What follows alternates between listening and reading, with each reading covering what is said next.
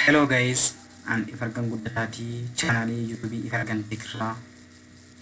Barnoota kiyya guyyaa har'aatiin akkaataa kamiin akka paaswoordii tokko encrypted goonee gara daatabeesitti asii olee onnan isin agarsiisa. PHP fayyadamuudhaan jechuudha. Encrypted password jechuun cipher textii kan ta'e namaan dubbifamuu kan hin dandeenye garuu kompiitarri qofti understand kan godhu jechuudha. Inni encrypted password jedhama. Yeroo danuu projektii keenya keessatti kan nuti fayyadamuu qabnu encrypted password ta'uu qaba. Sababni isaayyuu database manager yookaan immoo namni database ilaalu kamiyyuu password keenya haala salphaadhaan ilaalee itti fayyadamuu hin danda'u jechuudha. Kanaaf encrypted password fayyadama. Encrypted password na koosinitti cipher textidha. Kan encrypted hin taane immoo plain text jennee waamna.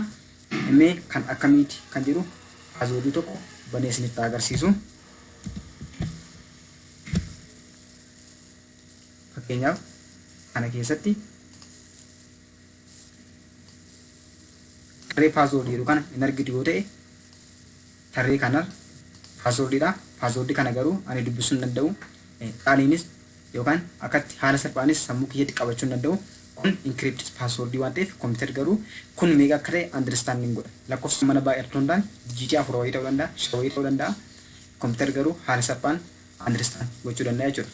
Akkaataa kamiin passwordii akkaataa kanaan encrypted ta'e gara database akkaataa kamiin akka asii waliin isin agarsiisa. Okay. Kana gochuudhaaf an dursee formii qopheeffadheen jira. Formii kanarraan fuudhee gara databaseetti asii olii ol naqachuu barbaada jechuudha. Achiin isa encrypted ta'e kan ammoo akkaataa kamiinaan itti fayyadamee login gochuu kan danda'a. Kan hin jedhu sitti agarsiisa jechuudha. Amma deemee database kiyya kan kolamanii 5 qabu haa uummadhu 1 2 3 4 ID wajjin 5 uummadha. As keessatti will create a new database called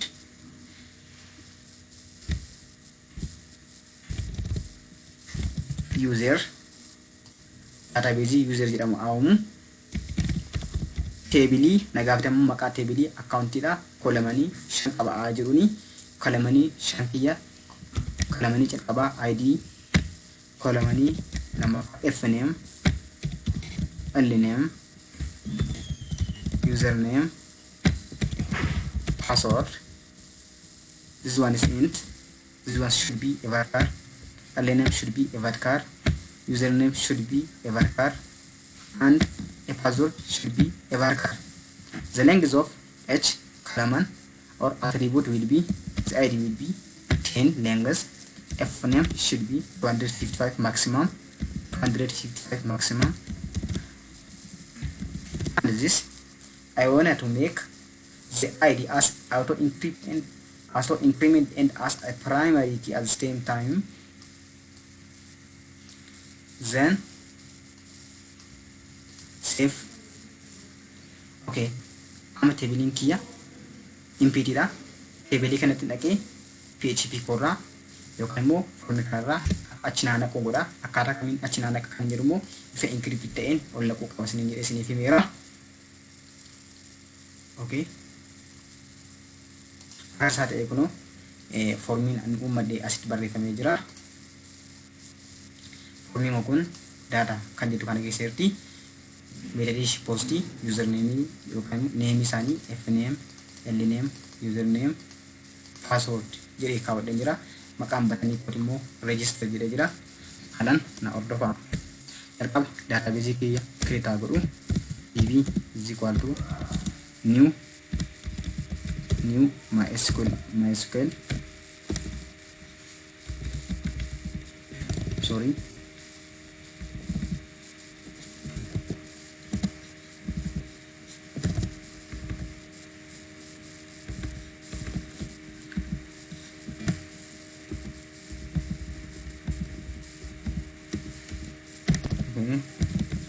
localhost root and my database is user. Then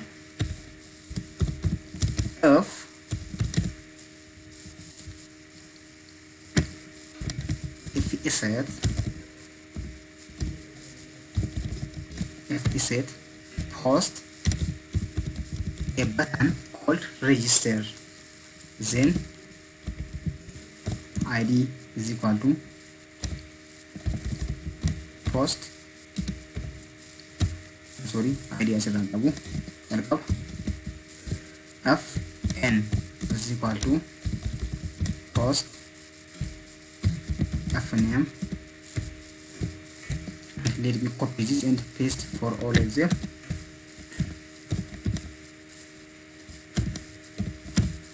And the first, this is last name, and here only name, and this one is username. Then let me call you username, and this one is password.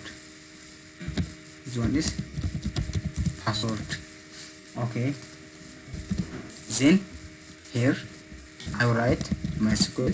SQL is equal to insert into a user values. Okay. Yeroo danuu maqaa qalamanii keenya baaktiikii keessa keenya sababiin nuti baaktiikii keessa keenyuuf yeroo danuu keywordii yoo ta'e yeroo tokko tokko yoo keywordii ta'e wanta hojjennee baaktiikii keessa keenya jechuudha. fname name username password guna inni kun maqaa qalamanii keenyaati jechuudha. Okay, asirratti immoo this one is fn ln un and password jenna jechuudha. Akkan itti nu galchuuf dhumeet maal jenna result is equal to MySQL query MySQL query eb and result. Okay, if result it is boolean, if a result is true, message is equal to successfully registered, else message I am putting my message on a variable called message sorry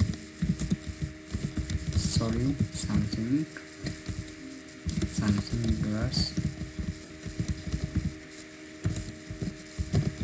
goes wrong. Okay, ayaanu asirraa ifargan walataa username Alex pilot 1 2 3 4 different variable result and empty query. Okay.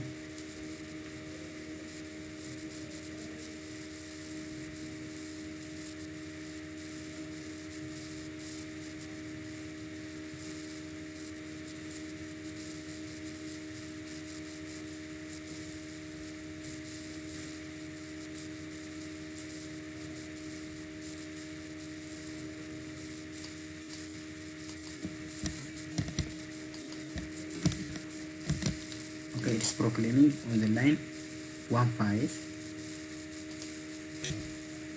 Okay, the line. Okay, sorry. Here, SQL. It will be SQL. Sorry.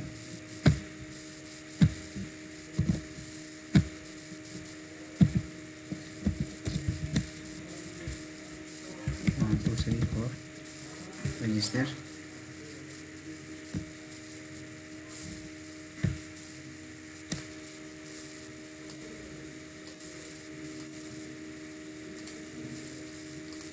Okay, I didn't put my message here. PHP echo message, then Let me try. Sorry, something goes wrong. What goes wrong? Insert in the user name, name, username, password. Okay. Name, name, username, password.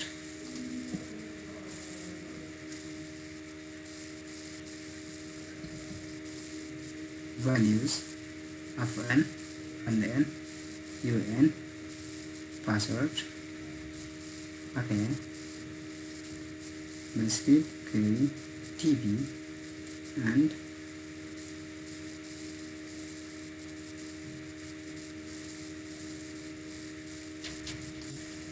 okay.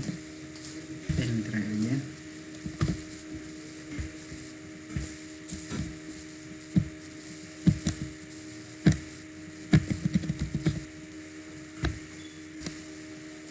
Sorry, something goes wrong again. Name, username,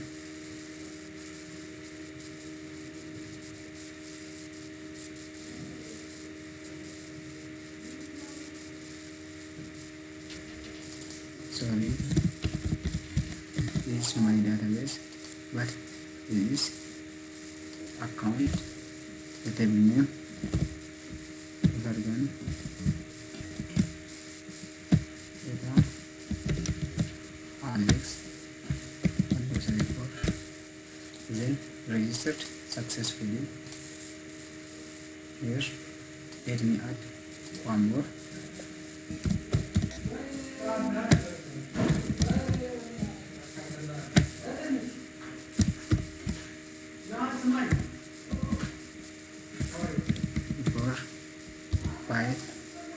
Okay. Asirratti dubbiin ijoon nuti har'a dhufneef wanti ilaaluu qabnu passwordin keenya kan asirra galaa jiru maal kan ta'edha. Plain text kan ta'e encrypted hin taane jechuudha.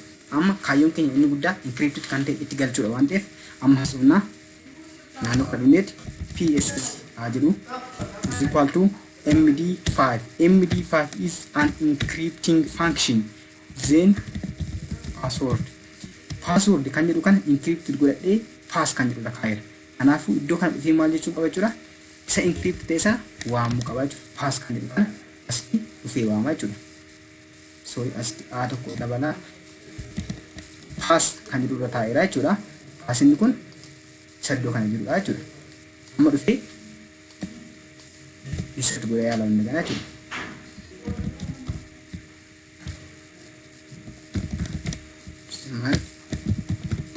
Abdifan 1 2 3 4. Then register successfully registered. Let me refresh, and the password is really encrypted. Let me add one more.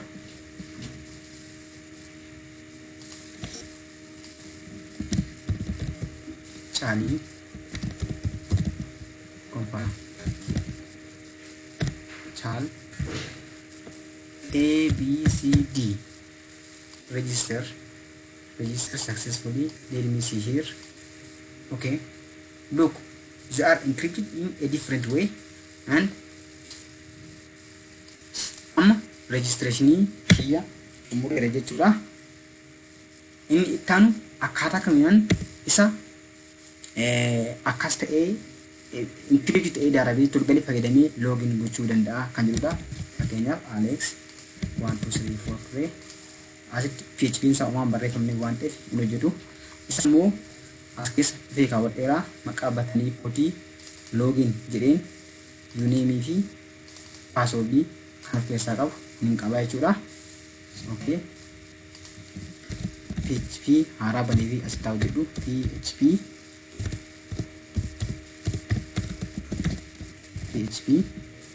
Okay. F set post login. F set post login. Then UNN is equal to post uname. Pass is equal to password is equal to post as maalin jedhee jira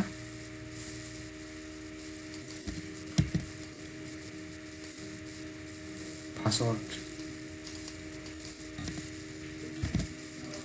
Okay, SQL is equal to select all from account here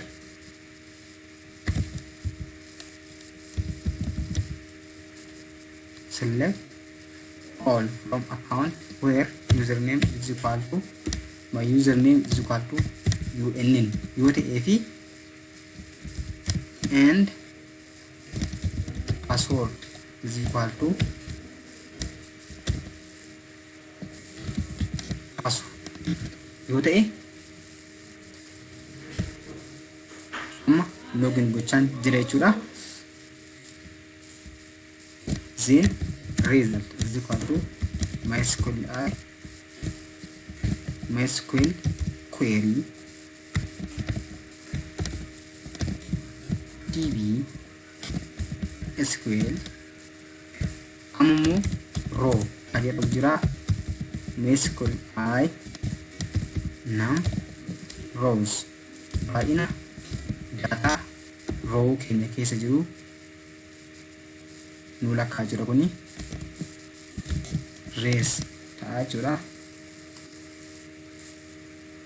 Rows keyword kanadii isa jiramu qaba rows ta'a. Okay, if row sin jedhi ishii kana if row baay'inni ishii 0 yoo taate m messages is equal to incorrect user name or password, else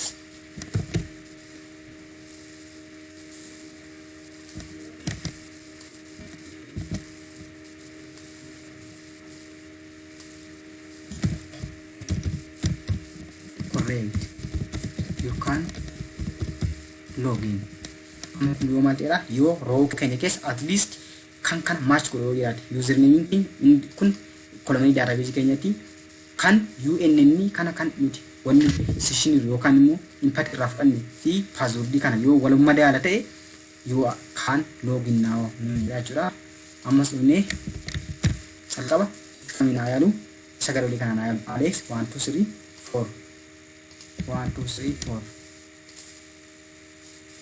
Okay,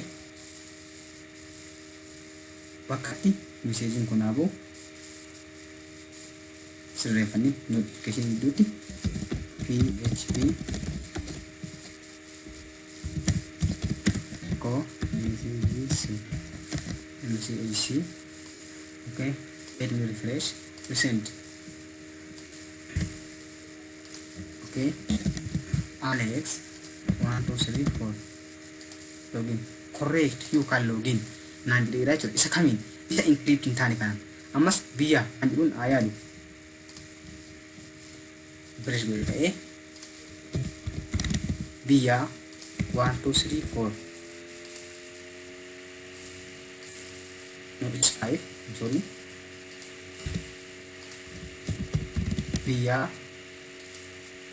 1 2 3 4 5 then correct you can log in nande. Okay, amamu isa encrypted kana ayal abdifan kan jedhu abdifan 1 2 3 4 incorrect username or password kanaaf amma isa encrypted kan maal gochuun jechuudha understand gochaan jiru. Kana gochuuf koodii keenya keessatti dhufnee wanti nuti jiru ni jira jechuudha. Yeroo dhufnee kan as keessaa select goonu duraan dursnee maal gochuu qabna TP is equal to MD5 ammas dhufnee maal goona isa fudhadhe kana encrypt godhee ka'een isa achi keessa jiruun waliin madaalaa jechuudha. As isa database keessa jiruun decrypt godha osoo hin taane isaan amma impact form irraa fudhadheen decrypt godheen isa decrypt database keessi wajin wal madaalchisaa jiru. Kanaafuu akkatti maal jedhaa pp kana select naa godhataa jira. Okay, check abonu sekarang check guna jechuudha. Amma isa abdii kan jedhuufi isa chaal jedhu kanaan guna jechuudha. Abdii fan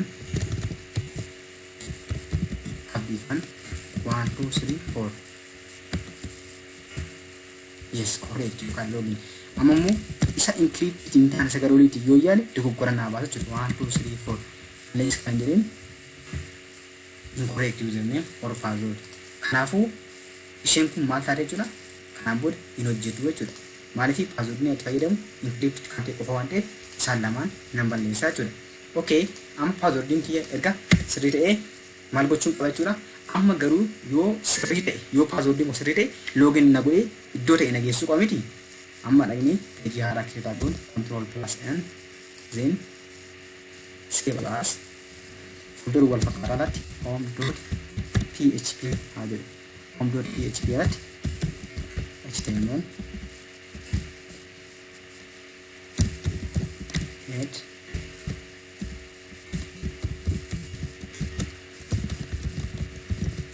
home page body. Okay, let me load a bootstrap. Press equal to start sheet. Path is equal to text or CSS. Then href is equal to bootstrap CSS. Then bootstrap.css. Okay, here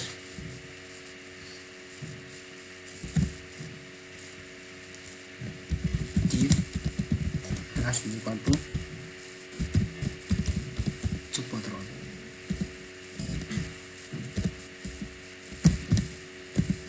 H1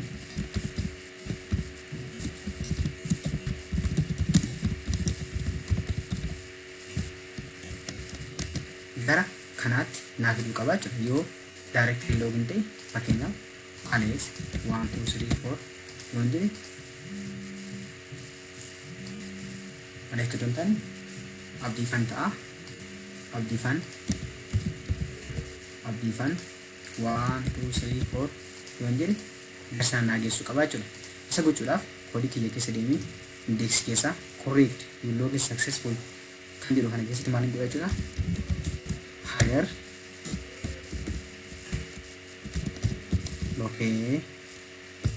location home.php garsana akkana geessuun dura yoo sirrii ta'e jechuudha. Fakkeenyaaf passwordin jirraa yaalu alex 1 2 3 4 jirraa yaalu then incorrect then abdii fan 1 2 3 4 godhee yoon login godhe you are logged successfully jedhee gara page sana na geessa jechuudha. Ini kan ramo 1 2 3 4 kira incorrect chal 1 2 3 4 5. Okay, ini kun ABCD ture di amma yaadani chal kan ABCD ture ABCD kofan same qaba jechuudha. Username chal jedhu jin chal ABCD login you are logged successfully naan jedha jechuudha. Guys, passwordin encrypt amma kanaan na fayyada. Fakkeenyaaf osoo database kana ilaali isin jedhanii username abdii fan argita garuu passwordin maal akka ta'e hin beektu jechuudha. Chaal kan jedhu argita garuu passwordin isaa maal akka ta'e tilmaamuu hin dandeessu. Garuu yeroo tokko namoonni experience password kana decrypt gochuu qaban wanta kana tilmaaman irra ga'uu danda'u. Passwordin yoo gabaabaa ta'e. Kanaaf yeroo danuu password dheeraa yoo fayyadan immoo password jabaa strong password kan jedhamu. Strong password is a mixture of lowercase, uppercase, special character and a digit. Kana waliin maknee fayyadamne yoo ta'e tilmaamuratti baay'ee isaan rakkisaa passwordin akka salphaatti hakin ta'u jechuudha. Inni ittaan immoo salting waan ta'edhamu wayii jira. Salting jechuun lakkoofsa cipher text kana dursanii yookaan calqabatti yookaan immoo dhumarratti plain text tokko dabaluudhaan fakkeenyaaf 12 dabaluudhaan amma fakkeenyaaf asitti yoon elvi dabale hin beekamu jechuudha. Namni tokko tilmaamuu danda'u jechuudha. Karaa inni fayyadaa encrypted decrypted gochuun guys barnoota kana baranneerra akkaataa kamiin akka create goonu akkaataa kamiin akka decrypt goonee database tolnuu fi isa decrypt ta'ee database tolnan immoo fayyadamnee akkaataa kamiin akka login goonu isiniif ibsee jira. Kanarratti yoo gaaffii qabaatan descriptionii jala kaa'uu dandeessu. Barnoonni keenya har'aa kana fakkaata. Channelii YouTube kiyyaa subscribe gootanii na deeggaruu hin dagatinaa. Afaan Oromoo afaan teekinooloojii gochuun waliin tarkaanfannaa jabaadhaan isiniin jedha. Galatooma.